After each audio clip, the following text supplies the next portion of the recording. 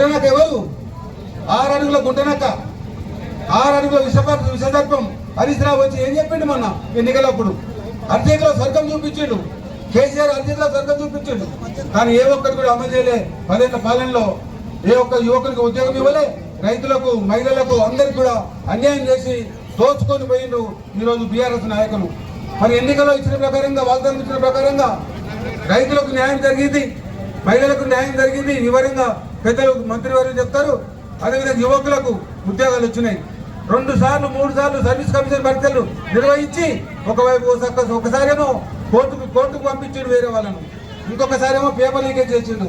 ఒక్క service commission పరీక్ష కూడా విజయవంతంగా చేయలేని దుర్మార్గుడు కేసీఆర్ బీఆర్ఎస్ ప్రభుత్వం. మరి మన దొంగవట్ల ఎమ్మెల్యే, ఎందుకు దొంగవట్ల ఎమ్మెల్యే అంటున్నా? 25,000 దొంగవట్లు నమోదు చేసి మొన్న ఎన్నికల్లో అవినీతిగా అక్రమంగా సంపాదించిన 200 కోట్లు పెట్టి 7,000 ఓట్లతో గెలిచిండు. అది గెలుపు కాదు, అది దుర్మార్గం, అన్యాయం. 7,000 ఓట్లు కాగితం మీద గెలిచిండు కానీ వాస్తవానికి న్యాయంగా 18,000 ఓట్లతో ధర్మంగా మీరే కాంగ్రెస్ పార్టీని గెలిపించారని చెప్పి ఈ సందర్భంగా తెలియజేస్తున్నా. నేను సవాల్ విసిరినా, రావాయా చర్చిద్దాం. ఒకవేళ నువ్వు దొంగబట్టుతో గెలిచినట్టయితే రాజీనామా చేయి, లేకుంటే నేనే రాజకీయ సన్యాసం తీసుకుంటా అంటే రాడు. వాళ్ళు నా కార్యకర్తలు అడిగిరట, ఏ ఎమ్మెల్యే గారు మీరు కొమ్మూరు ప్రతాప్ రెడ్డి గారు ఈ విధంగా సవాల్ విసిరితే ఒక అసమర్థుల్లాగా, ఒక దొంగలాగా ఎందుకు దాక్కుంటున్నావు? పోదాంపా, మనం చర్చిద్దాంపా అంటే ఏం చేస్తామయ్యా? పోయి ఏం చేస్తావయ్యా? పోయి అక్కడ పోయి నోరు ఎల్లబెట్టుకోవాలి. ఏ చేసింది నీవేనా? 18,000 25,000 దొంగోట్లు నమోదు చేయించిన, 200 కోట్లు ఖర్చు పెట్టినా, ఏదో గెలవాలి కదనయ్యా. చివరికి చూసేది ఏంది? గెలుపాము ఓటమి చివరికి వచ్చేది. ఆ విధంగా నాకు గెలుపు రావాలని చెప్పి ప్రయత్నం చేసినా ఇక నేను ఆయన సవాళ్ళు ఎదుర్కోలేను, నేను ఒక అసమర్థుడని చెప్పి వాళ్ళకి చెప్పడం జరిగిందట. ఈరోజు అవినీతి డబ్బుతోని ఓట్లలో డబ్బులు ఇచ్చి మళ్ళీ కూడా గెలవాలని ఎమ్మెల్యే వస్తున్నాడు. మీరు జాగ్రత్తగా ఉండండి. ఆ డబ్బు అంతా మనదే, మన తెలంగాణను ముంచిన డబ్బే, తెలంగాణను దోచుకున్న డబ్బే. 5,000 ఇస్తుంటే 10,000 ఇవ్వనండి, 10,000 ఇస్తే 15,000 ఇవ్వనండి. ఎందుకంటే ఒక విషయం మీరు జాగ్రత్తగా ఉండండి. ఈ రోజు మన నెత్తి మీద, ఒక్కొక్క నెత్తి మీద 3 లక్షల రూపాయలు అప్పు ఉన్నది. ఈ అప్పు 3 లక్షల రూపాయలు అప్పు చేసి 7 లక్షల కోట్ల రూపాయలు, 10 లక్షల కోట్ల రూపాయలు కేసీఆర్ ఇంటికి, మన ఎమ్మెల్యే ఇంటికి పోయింది. కాబట్టి 3 లక్షలు ఇచ్చేదాకా మన డబ్బే, 3 లక్షల పైన ఇస్తే వాళ్ళ డబ్బు. కాబట్టి 3 లక్షలు ఇచ్చేదాకా ఎంత ఇచ్చినా తీసుకోండి. ఓటు మాత్రం కాంగ్రెస్ పార్టీ బలపరిచిన, సిపిఎం సిపిఐ పార్టీ బలపరిచిన వ్యక్తులకు భారీ ఎత్తున ఓట్లు వేసి గెలిపేయాలని నేను కోరుతున్నా. మరి గత 2 సంవత్సరాలు 6 గ్యారెంటీలతో పాటు మన లోకల్ సమస్యలు, ఇక్కడ స్థానిక సమస్యలు, ఇక్కడ మాకు అన్నగారి దగ్గరికి మనకు ఇన్ఛార్జ్ ఉన్నారు పొంగులేటి శ్రీనివాసరెడ్డి గారు. అన్న నాకు ఈ సమస్య ఉన్నది, ఇండ్లు కావాలంటే 600 ఇండ్లు ఇచ్చిండు, డబుల్ బెడ్రూమ్ ఇల్లు కావాలంటే 560 డబుల్ బెడ్రూమ్లు ఇచ్చిండు, రేషన్ కార్డు కావాలంటే 14,000 రేషన్ కార్డులు ఇచ్చిండు, సన్న బియ్యం ఇవన్నీ కూడా వస్తున్నాయి. గతంలో వచ్చినాయా? ఇవి రాలేదు. మరి మంత్రిగా ఉండి, ఇన్ఛార్జిగా ఉండి ఏ సమస్య, ఏ అభివృద్ధి కార్యక్రమం, ఏ సంక్షేమ పథకం కావాలన్నా ముఖ్యమంత్రి గారు ఇచ్చినటువంటి పథకాలన్నింటి కూడా మనకు ఇచ్చేది మాత్రం పొంగులేటి శ్రీనివాసరెడ్డి గారు. ఏది అడిగినా కానీ తూచా తప్పకుండా మనకి ఇచ్చి మన జనగామ పట్ల ప్రజలు బాగుండాలని కోరుకున్నందుకు మన మంత్రి గారికి, శ్రీనివాసరెడ్డి గారికి హృదయపూర్వకంగా ధన్యవాదాలు తెలియజేస్తూ ఉన్నాను. అంతేకాకుండా ఈ మధ్యన 30 కోట్ల రూపాయలు మన జనగామలో వివిధ అభివృద్ధి పనులకు వచ్చినాయి. 3,5 కోట్ల రూపాయలు ఎమ్మెల్యే కానీ ఇన్ఛార్జిగా కాన్స్టిట్యుయెన్సీ డెవలప్మెంట్ ఫండ్ ఒక్కొక్క నియోజకవర్గానికి వస్తుంది. దాంట్లో 3,5 కోట్లు, 10 కోట్లలో 3,5 కోట్లు మన జనగామ పట్టణానికే ఇవ్వడం జరిగింది. నా మీద కొంతమంది కంప్లైంట్ చేసిండ్రు పోయి మంత్రి గారికి, అని జనగామ పట్టణానికి ఎక్కువ 3,5 కోట్లు ఇచ్చిండు, మరి మిగతా ప్రాంతానికి రాలేదంటే మరి జనగామ పట్టణంలో సమస్యలు ఎక్కువ ఉన్నాయి, ఇక్కడ అనేక ఇబ్బందులు ఉన్నాయి. ఈ పట్టణాన్ని ఎవరు పట్టించుకోలేదు, అందుకనే ఇచ్చినానని చెప్పి నేను వారికి జవాబు చెప్పడం జరిగింది. మంచి పని చేస్తామని చెప్పి వారు కూడా చెప్పడం జరిగింది. మరి ఈ రకంగా సమస్యలు ఉన్న దగ్గర మనం నిధులు పెట్టాలి. మరి మా 10 కోట్ల తర్వాత మళ్ళీ రాలే నిధులు, ఎమ్మెల్యేలకు ఇచ్చారు కానీ ఇన్ఛార్జ్ ఉన్న వాళ్ళకి ఇవ్వలే. ఈ ఇన్ఛార్జ్ ఉన్న వాళ్ళకు కూడా ఇవ్వాలని చెప్పి మంత్రి గారు చొరవ తీసుకోవాలి ఈ విషయంలో అని చెప్పి నేను ఈ సందర్భంగా కోరుతున్నా. ఎందుకంటే ఏ నియోజకవర్గంలోనే సమస్యలు ఉన్నాయి. అదేవిధంగా మనకు ఇండ్లు వచ్చినాయి, రేషన్ కార్డులు వచ్చినాయి, అన్ని రకాల 30 కోట్ల రూపాయలు అభివృద్ధి కొరకు వచ్చినాయి. ఎవరి వల్ల వచ్చినాయి?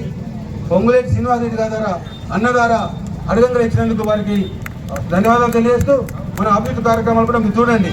10 ఏళ్ల కాలంలో బీఆర్ఎస్ ప్రభుత్వంలో ఒక్క అభివృద్ధి 10 రూపాయలు రాలే, తట్టెడు మట్టి ఎత్తిపోయలే, తట్టెడు నిష్కకంకర వేయలేదు, సీసీ రోడ్డుకు దోచుకున్నారు. కాబట్టి మనల్ని అందరికీ అన్యాయం చేసినటువంటి టీఆర్ఎస్ పార్టీకి గుణపాఠం చెప్పాలి. మనల్ని ఆదుకున్న పార్టీ, మనకు ఇల్లు ఇచ్చిన పార్టీ, మన అభివృద్ధి చేస్తున్న పార్టీ కాంగ్రెస్ పార్టీ. తప్పకుండా మీరు అందరూ కూడా భారీ ఎత్తున ఓట్లేసి ఇప్పుడు ఇక్కడ 8 మంది 5, 6, 7, 8, 9, 10, 11, 12 ఈ 8 వార్డుల నుంచి పోటీ చేస్తున్నటువంటి అభ్యర్థులకు మీరు భారీ ఎత్తున ఓట్లేసి గెలిపేయాలని చెప్పి కోరుతున్నాం. ఎందుకంటే మేము పని చేయాలంటే మన చైర్మన్ ఇక్కడ ఉండాలి, మన గవర్నమెంట్ నిధులు ఇవ్వాలంటే మన చైర్మన్ ఇక్కడ ఇవ్వాలి. 2 సంవత్సరాలు అయింది, ఇంకా 3 సంవత్సరాలు ఉన్నది.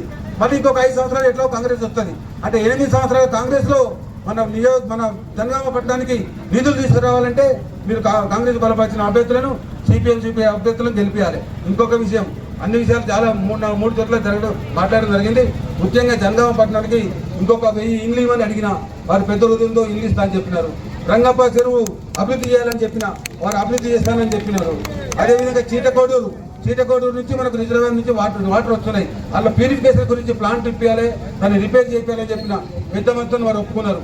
53/1 సర్వే నెంబర్లో గత 40 ఏళ్ళ నుంచి ఈ సర్వే నెంబర్లో 230 ఎకరాలు ఉంది. ఈ 230 ఎకరాల్లో ఇండ్లు ఉన్నాయి, ఇల్లు కట్టుకున్నారు, కానీ వాళ్ళకు ఓనర్షిప్ లేదు, పట్టా లేదు.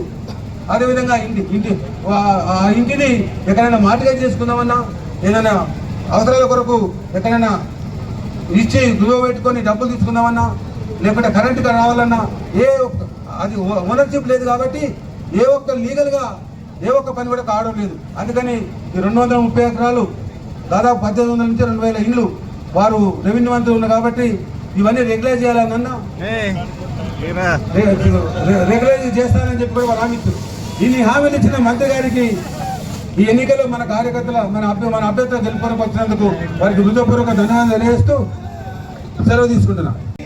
దాన్ని అభివృద్ధి చేయాలంటే రాష్ట్ర ప్రభుత్వం మన చేతుల్లో ఉంది. కాబట్టి మంత్రి గారు మన దగ్గరికి వచ్చారు కాబట్టి వారి నిధుల ద్వారా అభివృద్ధి చేసుకోవాలంటే చేతి గుర్తు సిపిఎం చుత్తగొడవ గుర్తు, సిపిఐ 11వ వార్డులో కంచికొడవల గుర్తు మీద 3 పార్టీల నాయకులు కార్యకర్తలు ఏకముఖంగా యుద్ధం చేసి టీఆర్ఎస్ ఖచ్చితంగా ఓడించి ఈ జనగామ మున్సిపై కాంగ్రెస్ జెండా ఎగరేయాలి, మన మున్సిపాలిటీ అధ్యక్షులుగా గెలిపించుకోవాలి.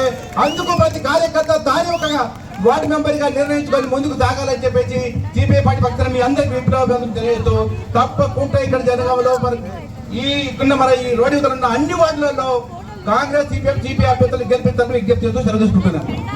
నాయకులు, ఈ డివిజన్ లో ఈ ఎన్నికల కోసం పాల్గొన్న నా కుటుంబ సభ్యులు, మీడియా మిత్రులందరికీ నమస్కారం. ప్రధానంగా మీకు చెప్పదలుచుకున్నది ఒకటే, రాష్ట్రంలో అధికారంలో ఉంది కాంగ్రెస్ ప్రభుత్వం.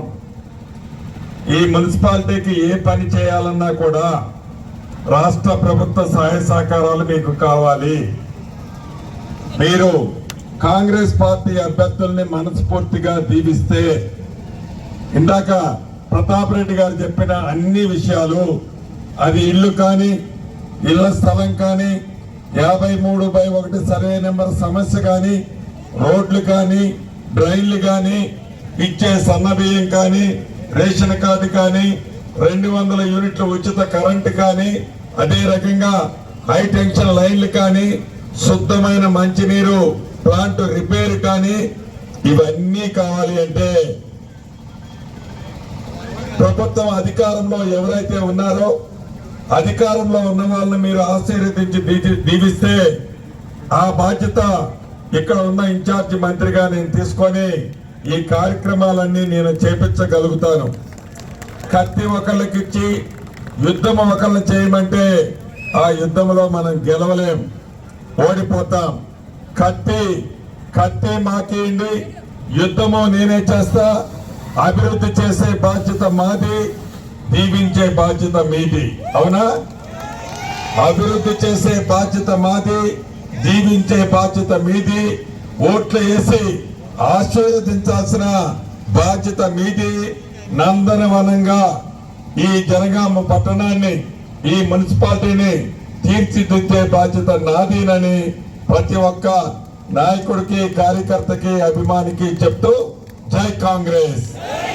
ఇప్పుడు శుభం కార్డు చేయడానికి అన్న పొంగులేటి సీనన్న కొత్త నుంచి నాలుగు నియోజకవర్గాలలో మున్సిపాలిటీలు చూసుకొని చివరికి ఇక్కడ మీ అందరితోటి మాట్లాడాలన్న ఒక ఉద్దేశంతో ఇక్కడికి రావడం అన్నా మీకు కృతజ్ఞతలు. దినమంతా కష్టపడి కూడా లాస్ట్ జనగాంలో 4 మీటింగ్లు పెట్టిర్రు.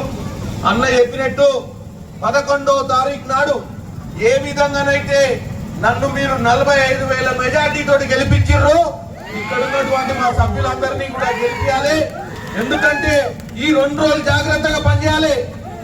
మనము ఇన్ని రోజులు కష్టపడ్డది మున్సిపాలిటీ మీద జెండా ఎగరాలంటే 2 రాత్రులు మీరు ఎట్టి పరిస్థితుల్లో మన చుట్టుపక్కల ఉన్న వాళ్ళందరినీ కూడా అప్రమత్తం చేయాలి. ఎందుకంటే ఈ 2 రాత్రుల్లో 10 ఏళ్ళు దండుకున్న డబ్బులు దిగుతాయి, బీఆర్ఎస్ పార్టీ దోచుకున్న పైసలన్నీ వస్తాయి. బరాబర్ తీసుకోండి, ఓటు మాత్రం చేతి గుర్తు వేయండి అని చెప్తూ మరొకసారి మీ అందరికీ కృతజ్ఞతలు సెలవు తీసుకుంటున్నాను. 3 పార్టీల కార్యకర్తలందరికీ నమస్కారం తెలియజేస్తూ ఒకటే విషయం మీ దృష్టికి తీసుకొస్తున్నా. ఈ 10 సంవత్సరాల కాలంలో బీఆర్ఎస్ ఒక ఎంటిగా కూడా కనీసం గోరంతా కూడా పనిచేయలేదు. మేము అభివృద్ధి చేస్తామని చెప్పి ముందుకు వస్తున్నటువంటి బీఆర్ఎస్ అభ్యర్థులను చిత్తుగా ఓడించాల్సినటువంటి అవసరం బాధ్యత మన మీద ఉంది. ముఖ్యంగా జనగామ పట్టణంలో వైఎస్ రాజశేఖర రెడ్డి ముఖ్యమంత్రి ఉన్నప్పుడు 70 ఎకరాల భూమి కొని 3,000 మందికి ఇళ్ల స్థలాలు ఇచ్చిన చరిత్ర కాంగ్రెస్ ఉంది, పోరాడిన చరిత్ర కమ్యూనిస్టులకు ఉంది. అది మర్చిపోవద్దు. ఈ రోజు జనగామలో అన్ని వార్డులకు మంచినీళ్ళు ఉదయం 5 గంటల నుంచి 7 గంటల దాకా వస్తున్నాయంటే జైపాల్ రెడ్డి గారు మంత్రిగా ఉండి ఇక్కడ మంచినీళ్ళు చీడకొండ తెచ్చిన చరిత్ర కాంగ్రెస్ కు ఉంది. ఈ రోజు జనగామ ప్రాంతానికి తాగునీరు తెచ్చిన చరిత్ర కాంగ్రెస్ కు, కమ్యూనిస్ట్ పార్టీలకు ఉంది. ఈ పుప్పలో ఉండి మప్పలో మాయమని బీఆర్ఎస్ పార్టీ ఈ రోజు మేము అన్ని చేసామని చెప్తున్నారు. అందుకోసమే సోదరులారా, ఈ 5వ వార్డు నుంచి 12వ వార్డు వరకు ఇందిరమ్మ ఇండ్లు తీసుకున్నటువంటి వాళ్ళు ఉన్నారు, ఇందిరమ్మ స్థలాలు తీసుకున్నటువంటి వాళ్ళు ఉన్నారు. 450 డబ్బులు బెడ్రూమ్ మొన్నే సినన్న నాయకత్వంలో పంపిణీ చేయడం జరిగింది. అందుకని ఖచ్చితంగా ఇక్కడ అన్ని అభ్యర్థులను మనం ఉమ్మడి అభ్యర్థులను గెలిపించి ఆ విధంగా జనగామ పట్టణ అభివృద్ధి తీసుకుపోతాం. ఒకటే పోరాడే పార్టీ ఉంది, ఇచ్చే పార్టీ ఉంది, ఇంతకంటే వేరే అవకాశం లేదు. అందుకని మన అభ్యర్థులను గెలిపించాలని అందరూ కష్టపడాలని సందర్భంగా తెలియజేస్తూ ముఖ్యంగా మంత్రివర్యుల గారికి మా వైపు ధన్యవాదాలు తెలియజేస్తూ